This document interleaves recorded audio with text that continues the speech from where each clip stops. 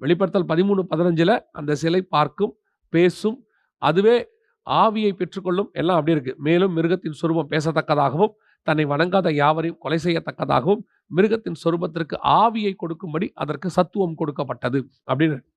இதனுடையதான ஆரம்ப காலம் தான் ரோபோ. அந்த ரோபோட்லேருந்து ஆரம்பிச்சு இன்னைக்கு ஏஐ டெக்னாலஜி அதோடு கூட வருகிறது. இந்த ரோபோட்டிக்ஸும் ஏஐ டெக்னாலஜியும் ஒன்றாக சேரப்போகிறது. இப்போ ஏஐ டெக்னாலஜி ஒரு சாஃப்ட்வேராக தான் இருக்கு. நீங்க பார்த்துக்கிட்டு இருக்கிறீங்க. எல்லா கம்ப்யூட்டர்ஸ்லயும் அது இருக்கிறது. இப்போ சிஸ்டம்ல இருக்கு, எல்லாத்துலயும் இருக்கு.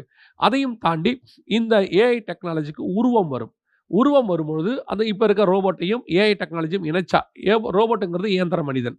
ஆர்டிஃபிஷியல் இன்டெலிஜென்ஸ் செயற்கை நுண்ணறிவு. அது ஒரு சாஃப்ட்வேர்.